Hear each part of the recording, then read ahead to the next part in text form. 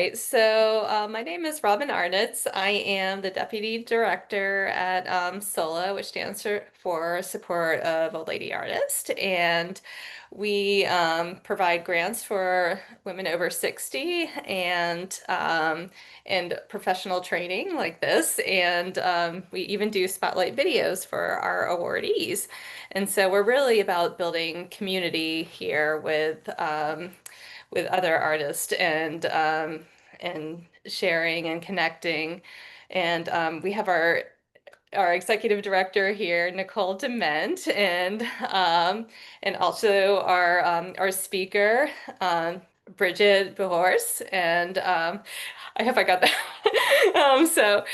She was the project manager for Ginny, who is our founder, Ginny Ruffner, and she has a really wonderful history of leading creative groups and has a lot of valuable information to share with you guys.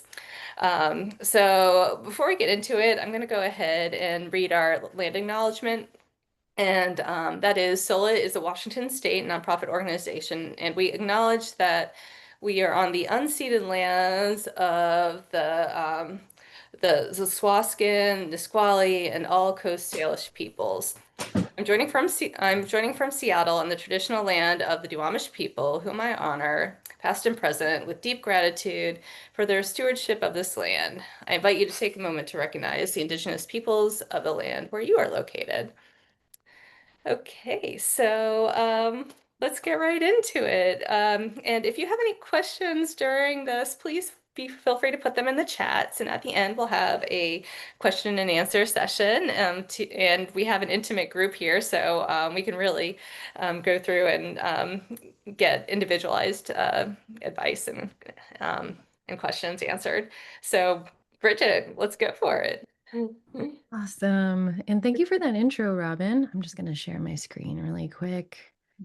And let me know if you can see it. It Awesome. looks perfect. Awesome. All right. Hi, everyone. I'm Bridget Beorse, and today I'm going to be talking to you about how you can expand your horizons by hiring a creative team and whether or not a creative team is more than one person. So it's just about finding ways to ask for help, to ask for assistance when you have something that's holding you back. So that can allow you to dream bigger, to make projects that are more satisfying, to just move past plateaus. So, in other words, we'll be talking about how doing everything for yourself can hold you back sometimes and steal from your peace of mind and even cost you money. And I want to teach you what you can do about it. So, this slide. What we'll cover today, we'll talk about who I am, who you are to yourself, who you are really, why to not do everything on your own, how to know what to take off your plate and when, how to get the help that you need. And I'm going to share some great resources at the end, such as how to get a free coach for hiring or for working through how you can streamline your processes for life, essentially, by framing your creative practice as a small business. And I'll ask you to share resources with each other because we all are in community. And today, for me, I just want to help us get clear about what we want to keep in our practice and what we could benefit from bringing in an expert to help us with. So then we'll talk about common types of assistance in art practices, and we will have a Q&A at the end where we will get to the questions that you've put in the chat before. Thank you very much. I wanted to highlight how we all fill many roles in our creative practices. I'm a muralist, a painter, an art director, and a project manager. I also do graphic design, but this slide started to feel insane. I feel like there's more pictures of me than anyone else right now. But I'm also my own bookkeeper, my own agent, salesperson, business administrator, website designer, archivist, cook, janitor. What I'm not, though, I'm not a photographer. I'm not good at it. I'm not a great accountant. I do not specialize in metalworking, and I even recently asked for expert advice on exterior substrates to use on exterior murals. If there's anything that I am good at from my career, it's asking questions. I've built my career on creative collaboration over the past 15 years. I've worked with famous photographers, musicians, visual artists. I've hired designers, illustrators. I wrote a long list here. I have art directed photo shoots, worked with production teams, and I am not a woodworker. I have worked with teams that are on 4 continents simultaneously.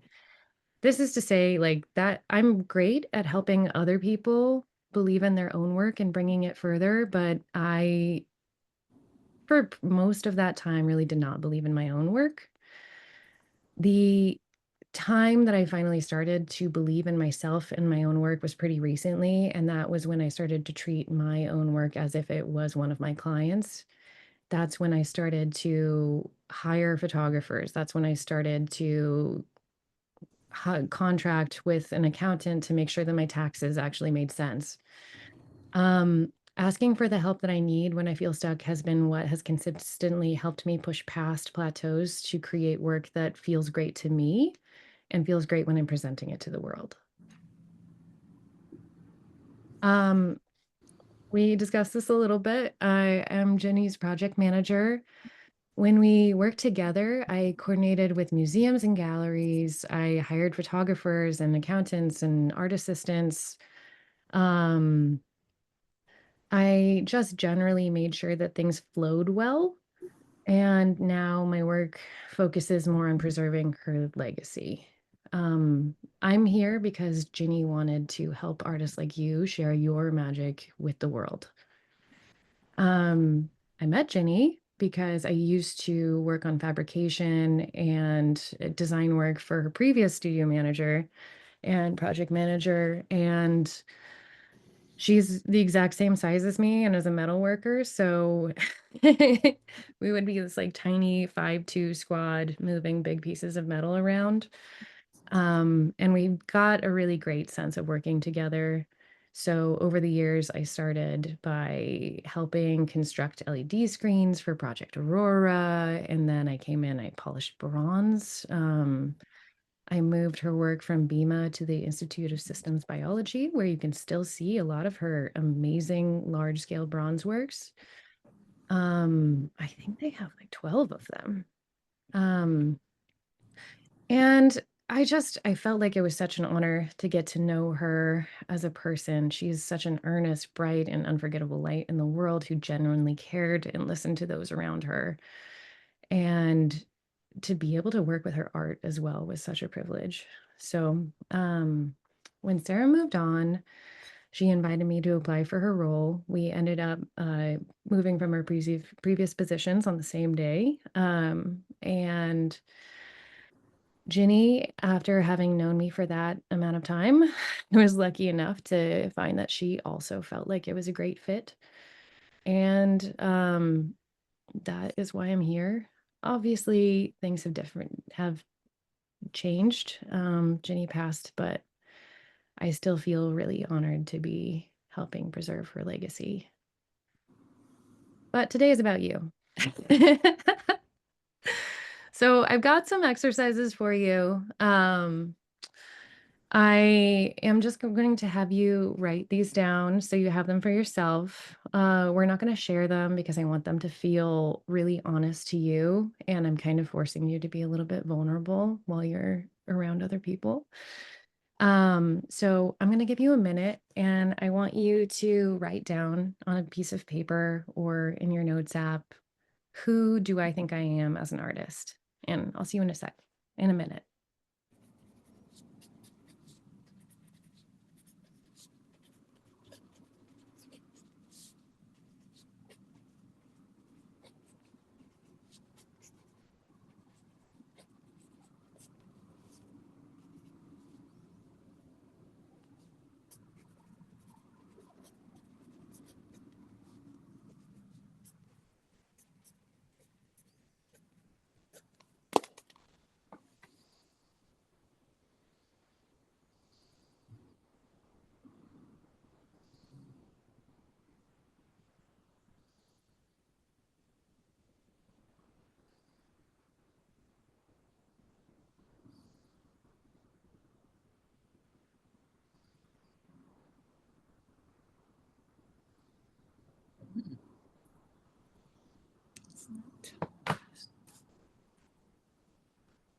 got another question for you.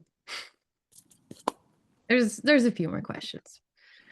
The next question is, what makes you most proud of your work? And I'm going to give you another minute for that. If you all want to not wait that long, put your hand up. I'll give you that minute now.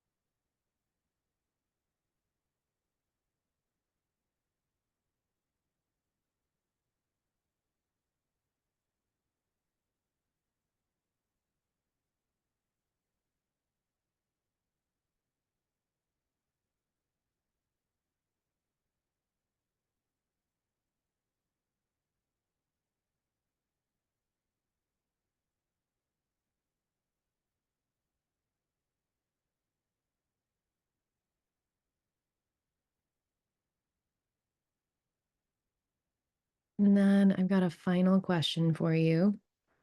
What makes your process unique? And this will be important for what you want to make sure that you consistently have hands on, even if you end up wanting to ask for assistance further down the road. And I'll give you a minute for that too.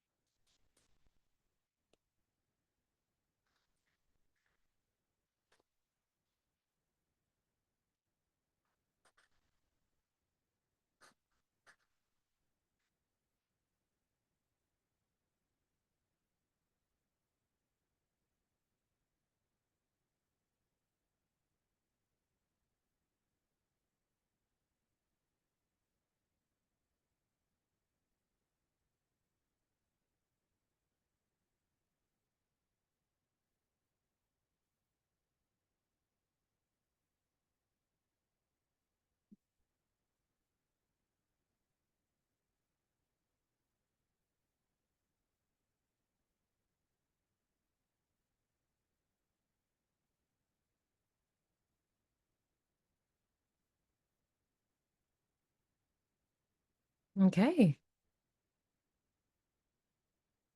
So I feel like we probably all have different answers, quite different, in fact.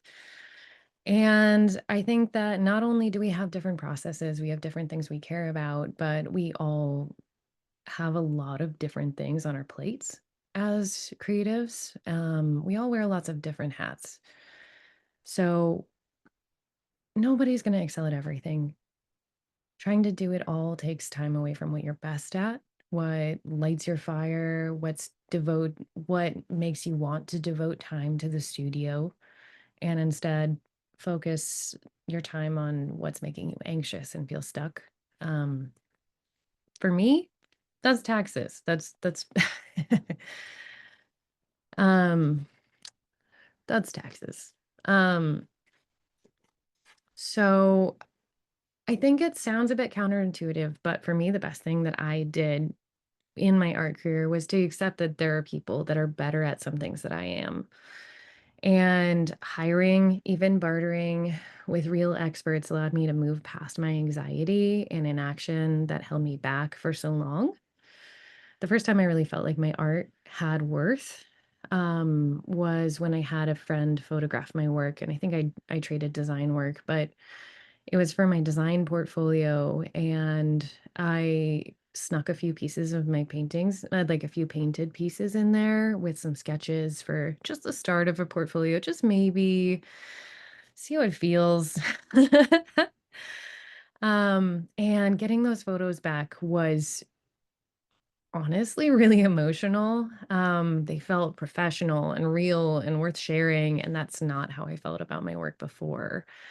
And whether it was through seeing it through someone else's eyes or the fact that I just kind of inched myself closer to the cliff by pushing and pushing myself to get there, It worked, and it made it feel like my work was worth sharing.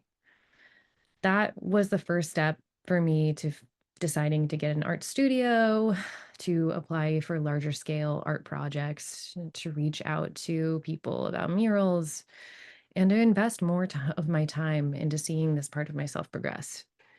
I found a way to do something that was too scary and too much before by asking for help. And your art is worth it too. I you're here. I know your art is great. Um, Showing up for my own art scared the heck out of me. It felt like public embarrassment at first. It felt like showing off all of the things that I sucked at and asking everyone to look at it. And taking my work seriously made me feel like my work needed to be perfect, and that was not true. Um, I felt like when I first was spending money on it, it felt like I was spending my rent money on something only I was interested in seeing, but I was wrong, but I wouldn't have known that if I didn't take the leap. So while spending money on something without an immediate return can feel like a gamble, I think it's an investment that will yield results over time. So you don't need to be a perfect artist. You don't need to be rich. You don't need to have experience hiring or managing people to reach out for help for the first time. It's about trying things out and seeing what works and making slow improvements. And over the course of this talk, I want to challenge you to reframe those tasks that take forever, that make you feel insecure, and think of them not as weaknesses, but as opportunities to accept fallibility and a kinder mindset, opportunities to believe in yourself and your work regardless, and opportunities to start looking for new solutions. Let me guess that earlier in our exercise, when we described who we were as artists, you didn't say an accountant or a project manager or an assistant.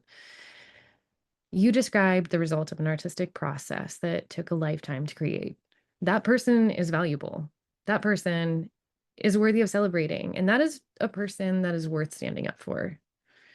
What we're doing is finding ways to give more of your time and resources to the studio and to that person and to planning where you want to take your art next.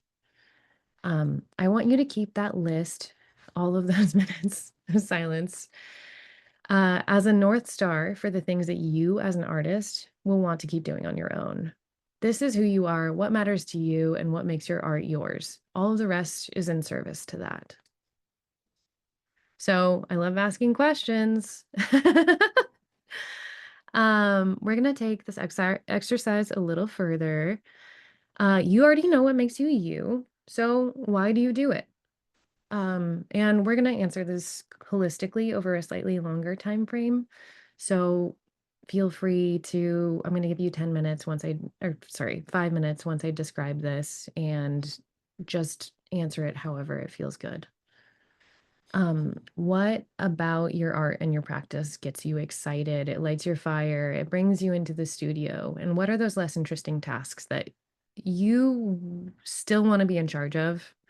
It's like, I want to do my own dishes. I don't want other people to do my dishes, and it will bother me if they're done wrong. So I'm going to do my own dishes. Um, my examples are kind of basic. I wanted to get the basics in there. But let's say when you get into the studio, all you want to do is paint. That's when you feel the most you. You can't wait to get back to it. You have ideas of where you want to take it next. You have dreams of like how your work would look in so and so museum or gallery. This is a time to write those down. This is a time that's just for you. It's not being shared. So you can be honest about what you would really want. And again, those are your North Star. Um, Everything else is in service to that. I'll give you 5 minutes.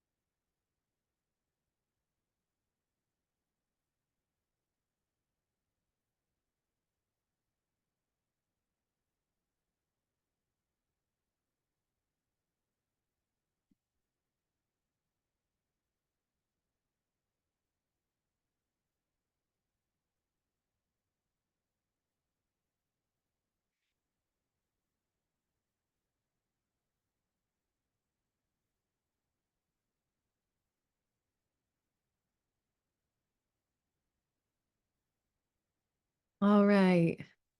And then this is the part that I put in here after your passion, so you would actually do it.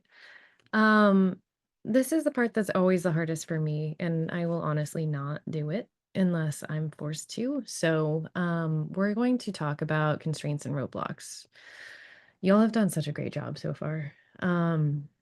We're gonna look at what your biggest constraints are as an artist, what makes you feel insecure, stuck, dumb, what feels insurmountable.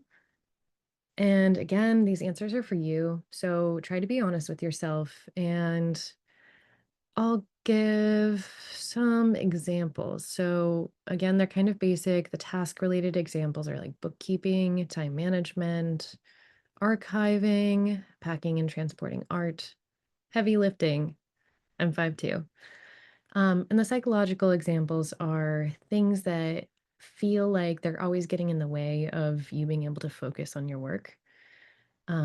Whether it could be anything, but writing those down is helpful. Um, and we will be working on how to resolve the task related issues in this talk, but asking for help in areas that make you insecure is the best way to assuage those fears.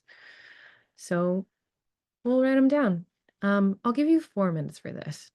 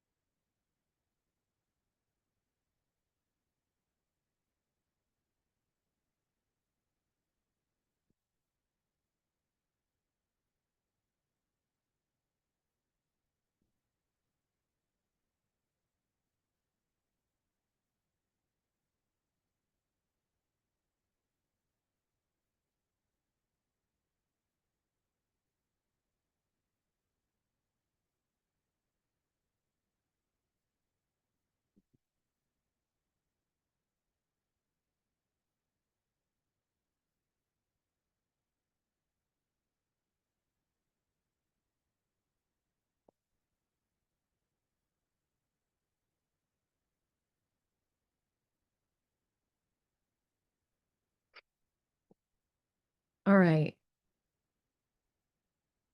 I don't know about you, but I already have a lot to work from those 4 minutes. Ah, so let's put that exercise to use. What and when to offload? How do you know what to hire for? And how do you know when to start asking for that help? It's interesting that we just wrote that down. Hiring is not about needing one of those types of people for a certain task. Like it's not, oh, I need this person because I do this. It's especially in your creative practice, no one knows what you need like you do. So it's better to check in with yourself about what is really holding you back. And the time to hire or contract or work with a gig worker is when it starts to get in your way. Um, Whatever is keeping you away from focusing on your art and sharing it with the world, that is what you should start by asking for help with. Now, there's some commonalities. I've only ever met one artist who is a quarterly tax expert, and unfortunately, she's moving to Portugal. I've only ever met one artist who had a fully fleshed out catalog and archive that they created on their own. Although it is very important, a lot of us need to ask for help for those things. So it's likely that hiring or working with an accountant or a CPA for guidance or an archivist, even just to lay out the ground rules for you, is really useful. One of my favorite things to do for my own business is to really analyze what I need, and rather than have someone on full time, I make a bullet list and I reach out to a freelancer or someone that I know and I say like, "Hey, can I hire you for an hour to go through questions?" And I know with my friend who was the accountant, we in 45 minutes we got through every question that I'd had for the last 4 years, and that $120 was so well spent. Like years later, I am still referencing it. And every once in a while, I'll check in and make sure that it still works, but it was worth it. Like I could have eaten out a few times with that money, but I think that it was well spent. After that, unlike me, I mean, maybe you're a great photographer. You can photograph your own work. What you offload is generally a part of what makes your process feel stuck, what doesn't bring you joy. What you can say is might feel like a silly question. Like a lot of my questions about taxes are not the most advanced, but they were making me feel embarrassed and holding me back. And I did an cost benefit analysis on whether asking the stupid questions would make me happier, and it did. So, for your own questions, let's talk about we've talked about the what and when and some of the how, some of the why. So now we're going to talk about the how. How to get the help that you need. You don't have to hire an employee. In fact, I really would recommend interacting with vendors or contractors or agencies as you're first starting out. Number one, because they can tell you how they can best help you. And they are used to working with people who don't want to hire them in perpetuity. It's only for a short term amount of time. And then you can talk about what your budget is, and you can take that list of questions and really just get through everything that you need done and not have to have a financial commitment forever. The same is true of them teaching you how to work with a person that you're somewhat managing. You get to learn how to be more clear about what your expectations are, and that will save you a ton of money over the course of time of asking for help. If you know what to ask for, it's good. Uh, this framework should work throughout your creative career. If you feel stuck by the lack of knowledge about how to say weld your first metal piece, great. Sounds like a lesson would help with that. Do you feel consistently overwhelmed managing a team of production artists? Congratulations, first of all, but great. Sounds like it's time for a project manager and perhaps someone on contract so you can decide whether it makes sense to hire them full time or not. You can always go back to the exercises to identify what would be the most useful task to address at the moment. I have some questions that I listed here in the next slide. You're not going to answer them. Oh, yeah. You're not going to answer them. I'm including them as a framework so you can screenshot them if you want. And this is the how you can get from this is what's holding me back to I know what I can do next on your own time. They'll probably take more than 5 minutes, is the point. I'll leave this slide up for a minute so you can think about it, screenshot it, and then we'll move on.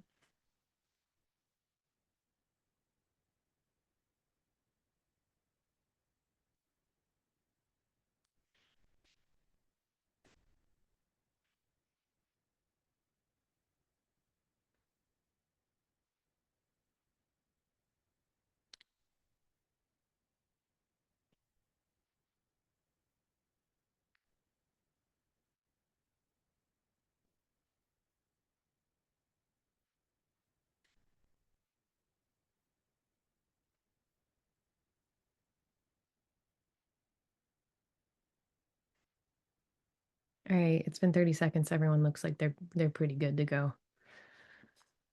So we'll keep moving.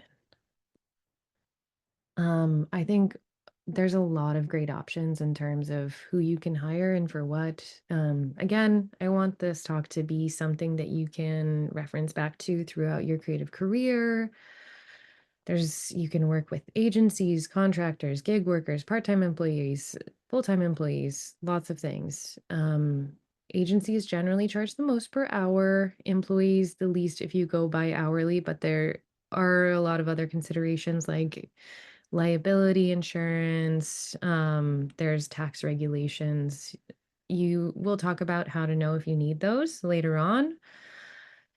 But when you are thinking about wages, when I talk with freelancers, I usually encourage them to charge about 3 times what their full-time hourly would be at a job. So keep that in mind. Definitely not everyone is that expensive. And I recommend them to charge twice what they would at a full-time job for longer projects that have some sort of perpetuity involved. But whether that's a month or longer or shorter, it's guaranteed. It's assumed that you will be working together for more than just a few hours. That's how I put it. I'm gonna list a book at the end of the talk that has hourlies for lots of different types of labor. That is a guide that a lot of freelancers use. So again, not everyone will be that expensive, but it's useful to have a range. And then you can also know when you're walking into it what you can expect to pay. And you can say, I want to pay you this much. I want to pay you less. I have worked with people that I definitely couldn't afford because I was very upfront about what I could actually pay them. And I just tried to make the rest of their relationship with me as lovely as possible. And I worked with them for years. They kept coming back because they could figure out exactly how much time they could invest in working with me to make it work for them. And I got some really great work. I'm very lucky. Um, the most important thing is to really just have an earnest conversation about expectations regarding pay, when they'll be paid, what they'll be paid, the hours that you have, how many hours do they think it will take, the responsibilities, the final results that you're looking for, and the level of credit for their labor that you both are comfortable with. That's also the basis of your contract, which I'm going to recommend that you use. No one option is innately the best. You're the boss. Feel free to figure out what works best for you. And remember that when you're starting out with this, It's not about perfection. It's just about starting a conversation that you will continue until you find out if it works or it doesn't work to continue working together. So we covered why, when, and how. We can talk a little bit about where. Networking is still king. This is not a surprise, especially in art. Um, I think that some things that are newer that I've seen is that I've seen a lot of people posting on social media about trying to find help with certain work. And I think because we are a small community, that works pretty well. The nice thing about that too is that you don't have to feel like you're asking people a bunch of times, like, do you know someone? Do you know someone? No, I still haven't found someone. You can just post about it. And it will be you asking that question multiplied by the number of people that see that post. Remember to use the appropriate hashtags like hashtag hiring, hashtag name of job, and hashtag Seattle or Spokane or Port Townsend. Um, I would also say that I've seen LinkedIn working really well for gig workers and contractors too. You're going to get a lot more responses that might not be applicable, but if you feel comfortable funneling them down, you will get more responses. I would say your personal social media is going to get the most directed, and LinkedIn is a wider net. Um, I personally would post about gig work, contract work, full-time work on LinkedIn, and I probably would only post about longer contracts or full-time work on social media. But I've seen all of the people that I've seen that are really talented have been looking in these areas.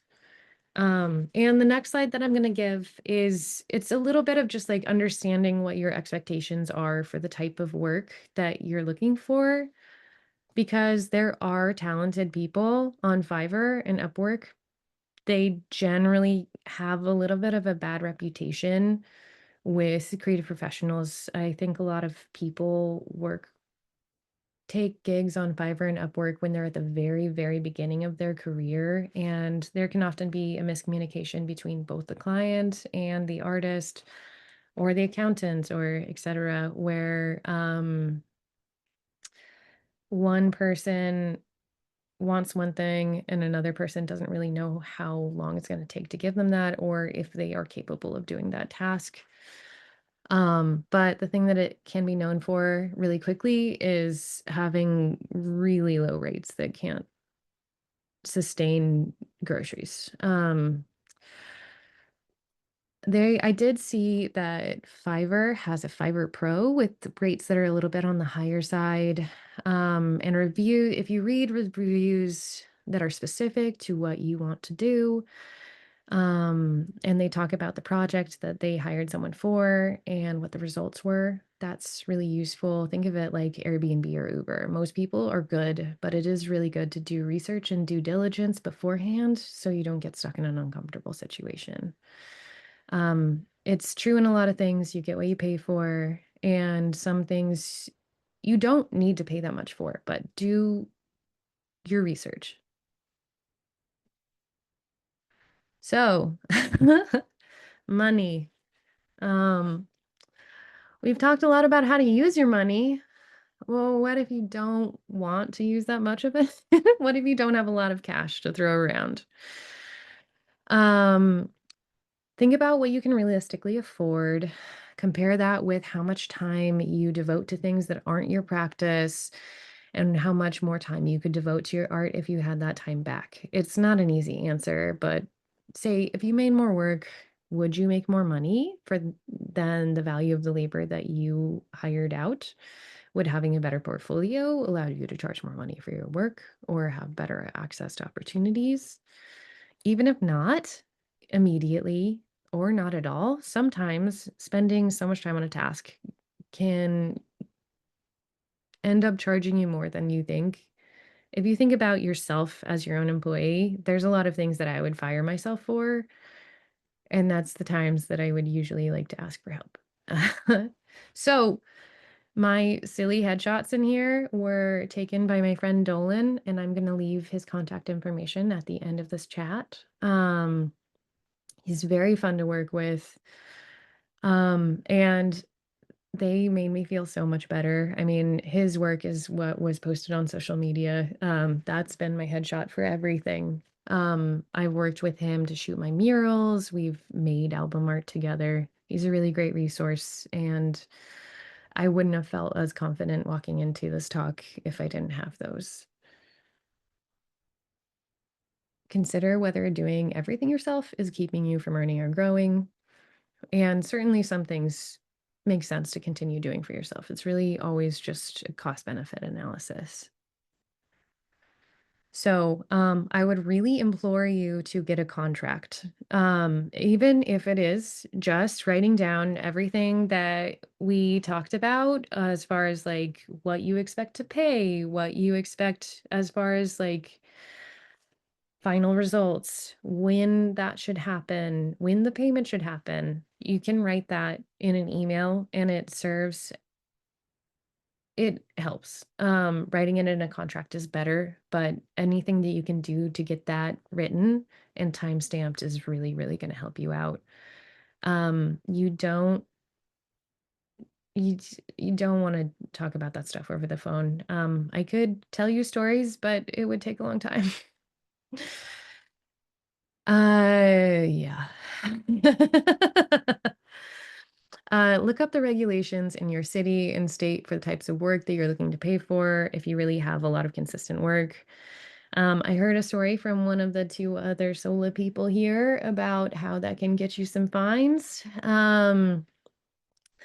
It shouldn't be hard, and I will also list resources on how you can find out if the thing that you're hiring for, if you are using or you are paying for enough hours, qualifies as an employee where you need to pay some taxes and file some extra paperwork, or that qualifies as a contractor.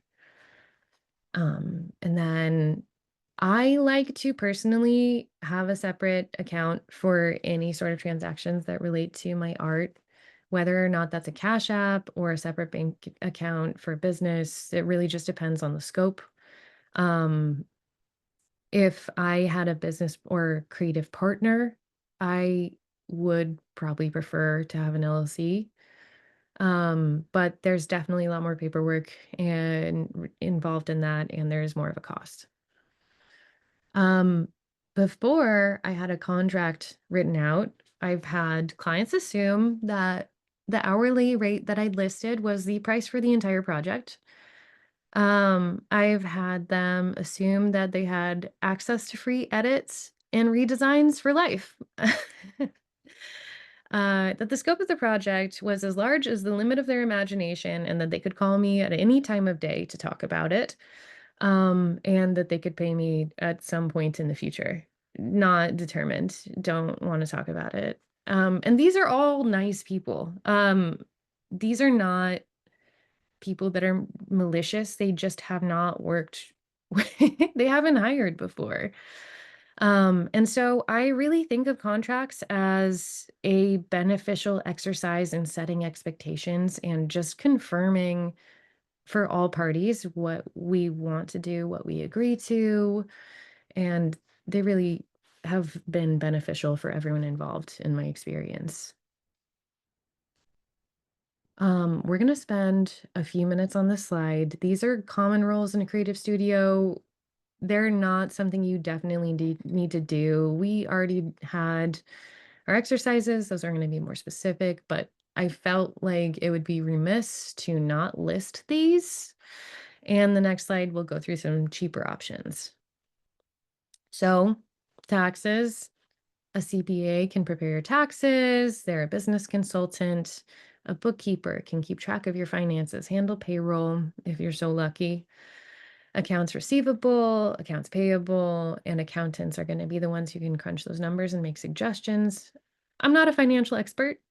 Please do make sure that this is correct in your scenario. This is my overall understanding of the tasks. Photographers, I can't recommend a good photographer enough. you make work, but the image that shows your work is often what a photographer has taken for you. So if there was anything that I would encourage investing money into, it would be a good photographer for your work. Website designer, I'll be real, you probably don't need one right now. Um, it's something to think about when you are so wildly successful, like Ginny, that you need to have a webmaster for your extensive archive of your work that's available online. I mean, that's to make it so you can see all of the work that she has done over her entire career online. It's a lot.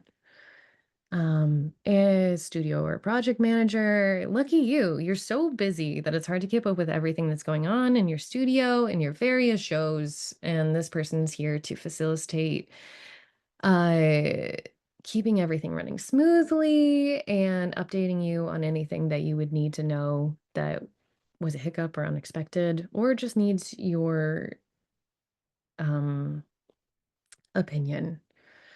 Generally getting to the bottom of everything to make sure that nothing falls in the cracks. An archivist. So specifically with this group of people, I'm going to recommend that you think of how you want to archive your work. So many of you have like long, wonderful careers, and it's important to make sure that you and others can see all of that work. So if you don't have images of your work and it's not well organized, then it can be easy to not be able to have access to that and show it and, have it for catalogs. Um, Assistants.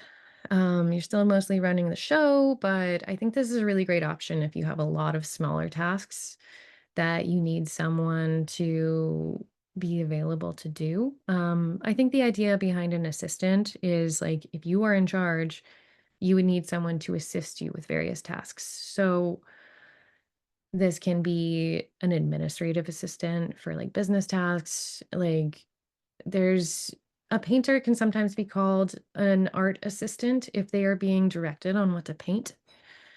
Um, they're going to do pretty much exactly what you say. A fabricator is going to be someone who has a little bit more leeway. It's someone that you're going to be telling what to do, but they might, it depends on the relationship. So if you are hiring a fabricator on a part-time contract, you want to be really clear about what makes your work yours, which is a reason that we wrote that down.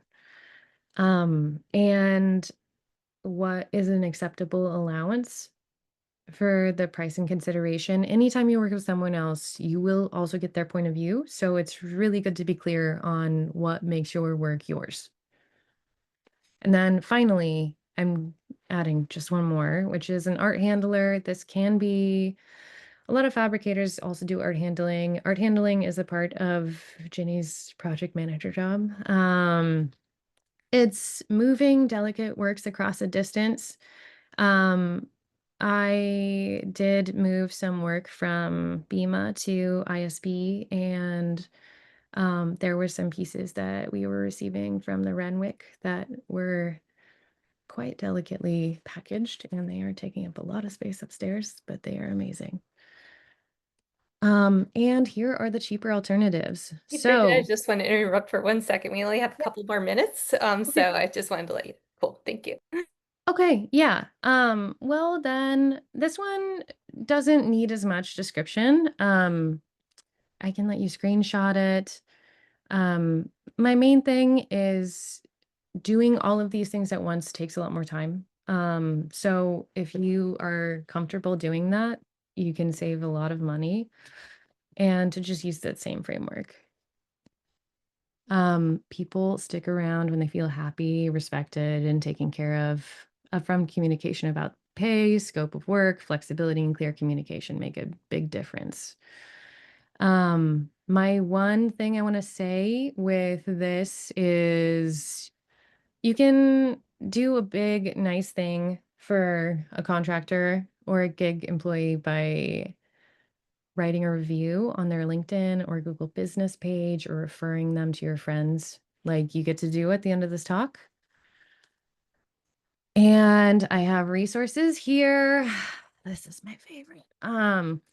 Let's talk about the Small Business Association. This totally changed my creative practice because I had someone to talk to for free, forever, for however much I wanted, about all of the legal tax stuff, the like how to register as a small business, how to register as a business in Seattle and Washington to know that I was doing everything right. They've also really helped me on outreach because something that I'm bad at, in addition to photography, is sales.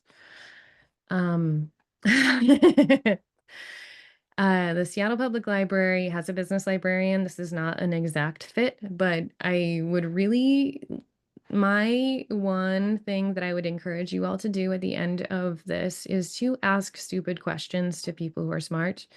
And the business librarian is smart. They specialize in finding statistics and information about creating a business plan, but a business plan is just a plan.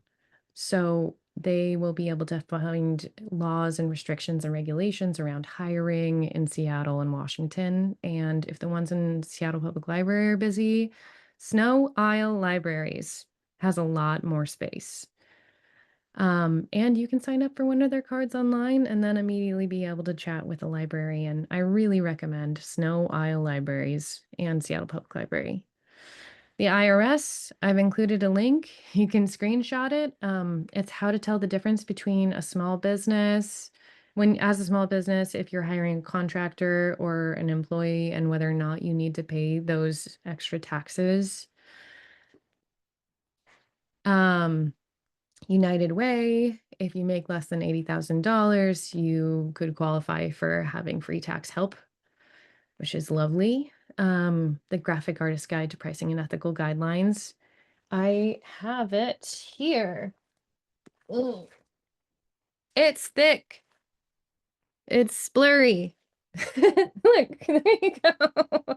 No, it's blurry. Well, anyway, you can screenshot it. That's going to be listing many, many, many freelance rates, and professional practices. You don't need to buy it. Look at it at the library if you're thinking about hiring someone specifically to get a general idea. You can also check out Glassdoor.com. Glassdoor tends to give rates for full-time employment, so keep in mind that a contractor is going to be more expensive in the short term and cheaper in the long term. And here we are. I would love if you all shared resources with each other. I would love it if you reached out to my friend Dolan and we all had matching headshots. I think that'd be really cute. Well, thank you so much, Bridget. Yeah, so you can put those any recommendations you have into the chat. Um, was um was that all that you had, Bridget? Thank you for there we go.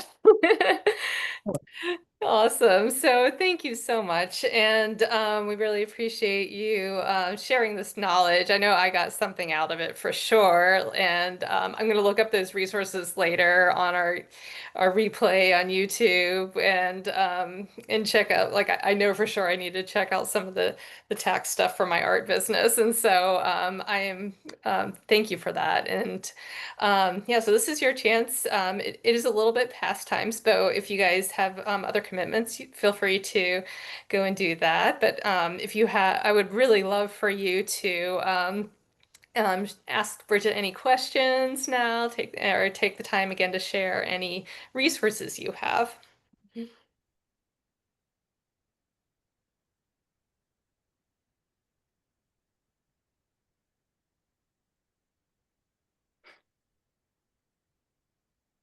And we can even speak them at that point if you don't feel like typing in the description in the chat.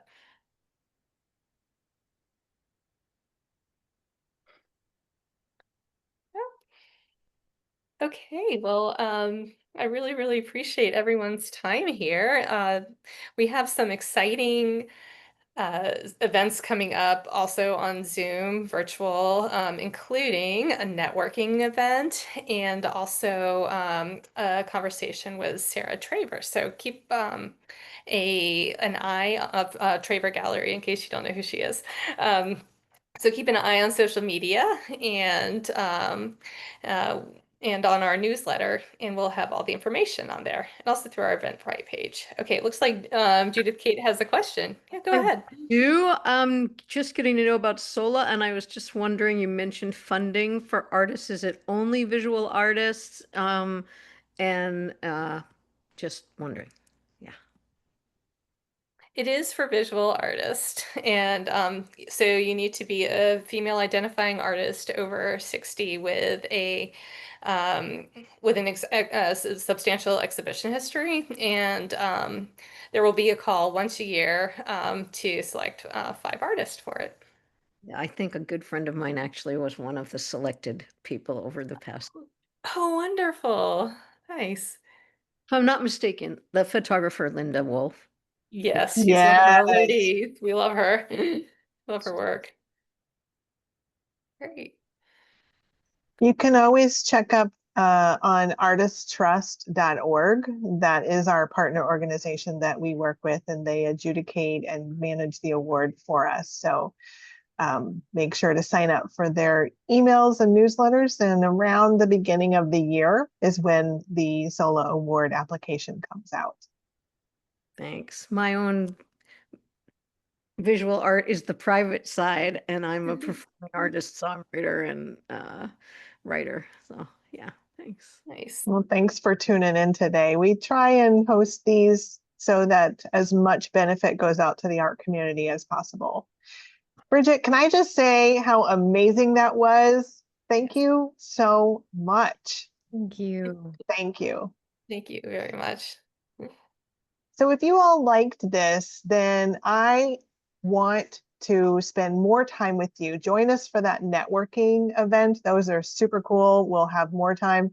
I mean, maybe we'll answer those questions that you asked today. I love those questions. I loved filling them out, thinking about that. But it's open to all kinds of ideas that we'll post about in our newsletter. And in-person networking, we have a very special announcement that I'm not going to tell you today. So you're going to have to go and get our newsletter. But it's super, super exciting. I really want to tell you, but I'm not going to because I can't. But next year is our 10-year anniversary. And we're going to have an in-person VIP networking event that I really want to meet you in person. And if you sign up as a recurring donor every month at $10 every month, then you will be invited to this VIP event. So I hope to meet you. You can also make a one-time donation of whatever that comes to. But it's going to be super exciting. So stay tuned for the announcement of this very exciting thing that I'm just going to continue to tease you with because, you know, that's what we do. It's the arts, it's marketing. I appreciate you all, and I know that this is going to be really beneficial for you. Feel free to contact us at contact@solaseattle.org if you have other ideas and questions and any other follow-up questions for myself, Robin, or Bridget. We'd be happy to support you. Anything else, Robin or Bridget? I don't think so. Thank you, Nicole, and for that. And again, once again, thank you so much, Bridget, for this valuable information. It was really helpful. Thank Really you. was. Great. Okay. Have a Thanks, great everyone. evening. Thank you. Good night. Night.